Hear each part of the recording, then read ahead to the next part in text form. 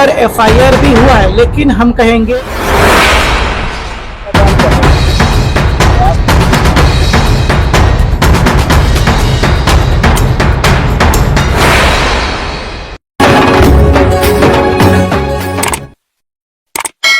नमस्कार, मैं विनीत अंसारी, वो सो महाराष्ट्र न्यूज के साथ में। आज एक बार फिर जो है हम ईगल बेकरी प्राइवेट जो दी बॉम्बे बेकर्स एसोसिएशन है उसके पास मौजूद है। और जिस तरीके से जानकारी हमें एक दिन पूर्व कल मिली थी कि बेकरी वालों का आपस में कुछ विवाद हो गया है। विवाद क्यों हुआ है, जिसको लेकर के आज बहुत सारे बेकरी के जो लोग थे वो पुलिस थाने भी गए थे। क्या है विवाद, उसको लेकर के हम चर्चा करेंगे। नासिर अंसारी जो बॉम्बे बेकर्स एसोसिएशन के प्रेसिडेंट है, हम उससे कुछ सवाल जानने का प्रयास करेंगे। नासिर भाई, बेकरी वाले अभी तक तो नाले से नाला घस के चल रहे थे, फिर उसके बीच में ये विवाद कैसा? नहीं, ये बेकरी वाला नहीं है। ये विवाद जो हुआ है ये फेरी वाला था। तो ये बेकरियों को नुकसान पहुंचाने के लिए काम कर रहा है। तो ये एक इलीगल बेकरी खोली है। इसका काम ही है हर जगह जा जाके बेकरी खोलना। इसने पहले गणेश नगर में जो चारकोप में एक बेकरी खोली है, उसमें भी ये रेट और वेट खराब करता है, उस एरिया को गंदा करता है। इसने पहले मालोनी में एक बेकरी खोली थी। तो इसका काम ही ये है, इमरान जो है इसका काम ही ये है कि एरिया में जाके चार फेरी वालों को जोड़ता है, उनसे पैसे इकट्ठा करता है और एक गाला लेता है और उस गाले में बेकरी चालू करता है ताकि एरिया खराब हो और एसोसिएशन टूटे। तो इसका काम ही है और इस काम को हम कामयाब होने नहीं देंगे। नासिर अंसारी जी, आपने कहा कि इस काम को हम कामयाब नहीं होने देंगे, लेकिन संवैधानिक राइट सभी को है धंधा और कारोबार करने का, भारत में जीने का। तो क्या लगता है कि जो वीडियोस हम देख रहे थे, आपने डायरेक्टली उस बेकरी के अंदर आपके लोगों ने इंटर किया और सामने वाले से मारपीट की, क्या अब यही काम बचा है? मारपीट करने का क्या कारण? नहीं, ये हमारे लोगों ने मारपीट नहीं की। हमारी जो बेकरियों के वर्दी थी, फेरी वाले जिनको कहते हैं, वो वहां पे गए थे। तो वहां पे बातचीत करने गए थे। तो वहां पे जब बातचीत करने गए तो सामने वालों ने झगड़ा शुरू कर दिया, क्योंकि ये इलीगल काम कर रहे थे। तो जब वहां पहुंचे तो इन्होंने झगड़ा शुरू कर दिया। इन्होंने झूठी कंप्लेन की है, हमारी तरफ से भी कंप्लेन हुई है। तो ये कोई विवाद, कोई उनसे झगड़ा करने या मारामारी करने नहीं गए थे।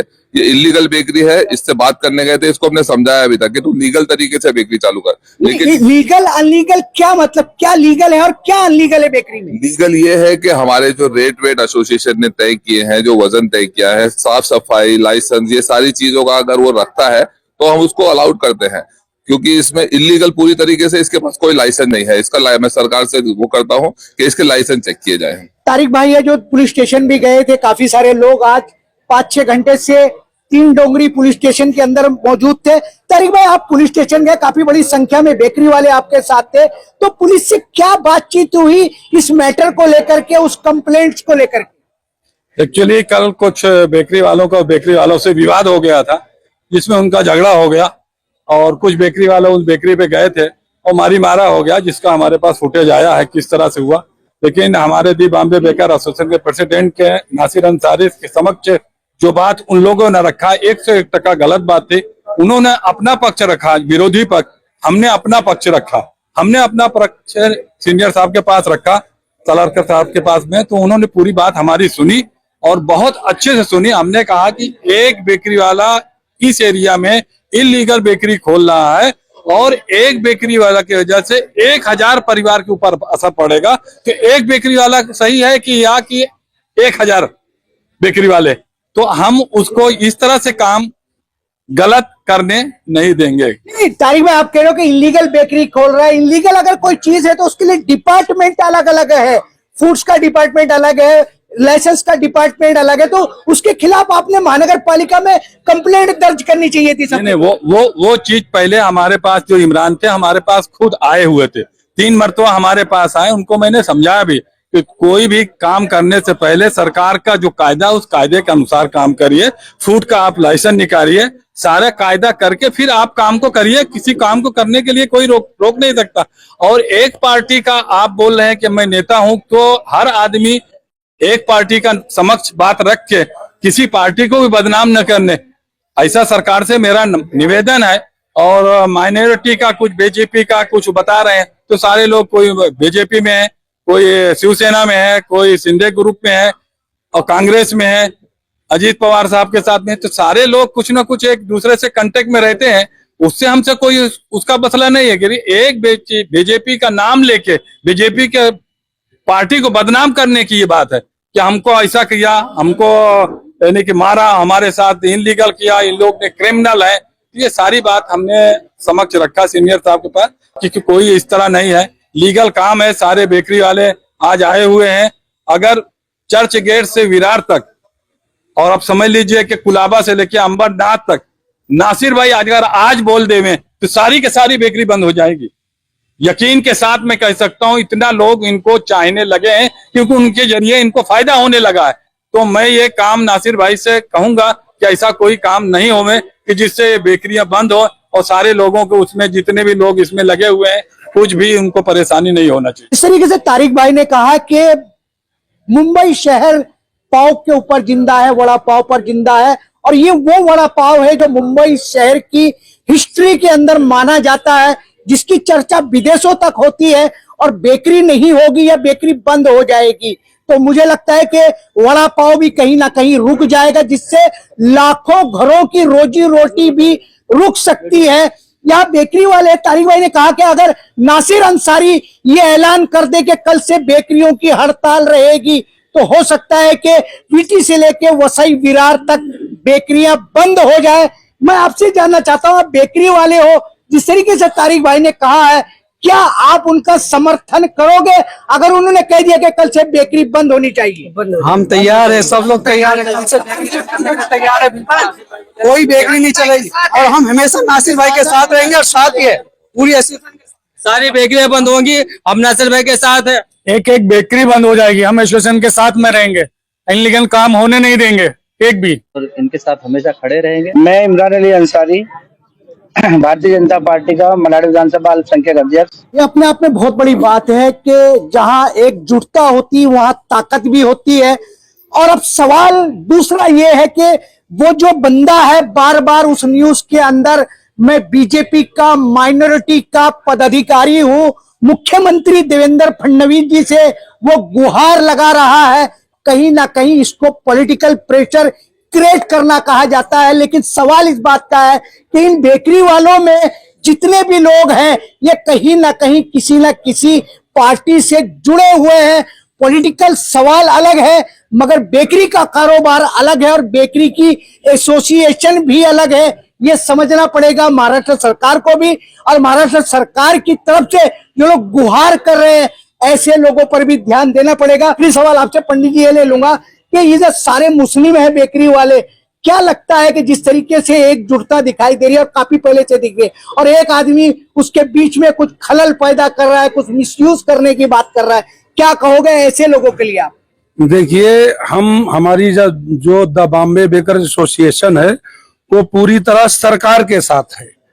हम न किसी पार्टी के साथ है न हमारा एक खुद का संगठन है द बॉम्बे बेकर्स एसोसिएशन, और ये सरकार के साथ है। सरकार के नियम का हम फॉलो करते हैं और हमारा एक सिद्धांत है एसोसिएशन का, जो हमारी बेकरी एसोसिएशन है, कि आम नागरिक तक हम एक अच्छा पाव दें, एक अच्छा खाद्य पदार्थ दें जिससे लोगों में बीमारियां न फैलें। ये कुछ लोग हैं अराजक तत्व, उनको हम कह सकते हैं, जो इनलीगल बेकरी खोल करके खराब पदार्थ यूज कर करके हमारे समाज को गंदा करने के लिए, बीमारियां फैलाने के लिए और काला बाजारी करने के लिए करते हैं, जिससे हमारी एसोसिएशन बदनाम हो जाए। और आपसी झगड़ा, हम झगड़ा नहीं करते, हम यहाँ वहां पे चेकिंग करने जाते हैं। हमारे एसोसिएशन के द्वारा नियम है कि बेकरी में देखिए साफ सफाई है कि नहीं, कोई छोटा बच्चा तो काम नहीं कर रहा, तो वो लोग झगड़ा करते हैं क्योंकि उनके यहाँ छोटे बच्चे हैं, गंदगी है, और फिर वो हमारे खिलाफ हमको बदनाम करने के लिए, हमारे एसोसिएशन को बदनाम करने के लिए पुलिस स्टेशन में कोई भाजपा का कार्यकर्ता बता के, कोई कुछ बता के कंप्लेन करते हैं। पंडित जी, आप तो खुद ही भाजपा के फॉलोवर हो, प्रधानमंत्री मोदी जी की आप बात कर रहे थे। इस तरीके के जो लोग हैं कहीं ना कहीं राजनीति को बीच में लाकर के प्रेशर जो क्रिएट करते हैं या किसी भी पार्टी का वो नाम लेकर के पार्टी को भी बदनाम करने का प्रयास करते हैं, ऐसे लोगों के लिए आप क्या कहोगे? मैं सरकार से अनुरोध करता हूं कि ऐसे लोगों पे कड़ी कार्रवाई करें और प्रशासन के द्वारा इसकी जांच की जाए।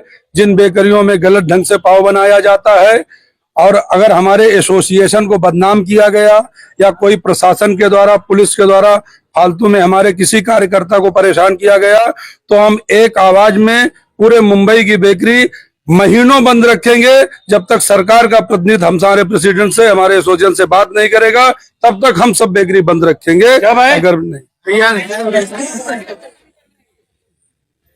और एक सवाल बेकरी से जुड़ा हुआ, सरकार का जो एक निर्णय आया है पोल्यूशन को लेकर के कि कहीं ना कहीं मुंबई और महाराष्ट्र के अंदर बेकरियों के धुएं की वजह से जो पोल्यूशन क्रिएट होता है, उसके लिए बेकरी वालों को नोटिस दी गई है। नासिर भाई, मैं उस पोल्यूशन के बारे में भी जानना चाहता हूं कि क्या लगता है कि बेकरियां तो आज से नहीं, जमाने से, सालों से चल रही है, और ये पहली बार ऐसा हुआ कि बेकरी के धुएं को लेकर के, पोल्यूशन को लेकर के बेकरी वालों को नोटिस दिया गया, सजेशन दिया गया।